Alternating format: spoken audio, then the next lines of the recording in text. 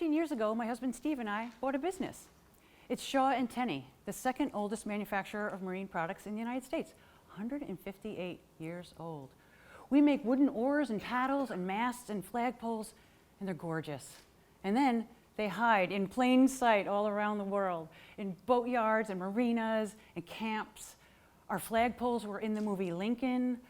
Our oars are in the gondola boats at the Venetian Casino, hiding in plain sight. So we were the average age of people who start or buy a business. And as you can imagine, the discussion starts with our work experience. What do we know and what skills do we have? We were definitely naive, and I know that helped a lot. But it's such a special company. It had good bones and a great reputation, but it was frayed at the edges. Its owner, Paul, was in his 70s, and he had owned the business for more than 30 years. He needed to sell it in order to retire, but he hadn't thought about that, hadn't planned to, couldn't picture life beyond owning the business. And he said to us, I didn't have an exit strategy. I had a heart attack. Well, he did not sugarcoat that one bit. But we thought that kind of admission was unique to him, but it's not. In surveys, many business owners will say that not only is the business their job, but it's also their retirement plan, so they will need to sell it in order to retire. And that is about 7 years later than a typical employee's retirement. If they can even find a buyer, the owner will likely have to finance a portion of the sale. So this perfect storm is called income and wealth vulnerability. Translation, all your eggs are in one basket. So I named this unnamed group ENDrepreneurs, aging business owners who are near the end of their association with their business. There are a lot of us, and we hide in plain sight too. 10,000 baby boomers turn 65 every day in the United States. And 51% of all small, privately held businesses are owned by someone over the age of 50. And that age is getting older too, since younger people aren't starting businesses in the numbers that they used to due to the burdens of student loan debt. So in my research, I have found that entrepreneurship, the uncharted waters, can result in some of the riskiest times in a business owner's life. And like many people, you might have assumed that entrepreneurship was more risky, right? The early days. Yeah, that's a very risky time. We all know those odds of success are low. But if there's time to recover from an early failure or to make a course correction, it probably isn't the riskiest. And on the way to making that first sale, startups do get a lot of resources and attention, including workshops, accelerators, and sometimes even advisors and investors who want to get in early. Here's what Paul knew: that going into business at something you're good at isn't that hard, but getting out whole 30 years later is hard. For many business owners, retirement will be their one and only exit from the business, and they're not sure how or when to do that. So without an obvious successor, then more risk will come closer to the last sale, when you're more likely to be alone, out of time, and uninteresting in a country that loves its startups. What an opportunity, though, for communities to engage in discussions about business transition. And I'm involving all of you. Oh yeah, we're rowing together.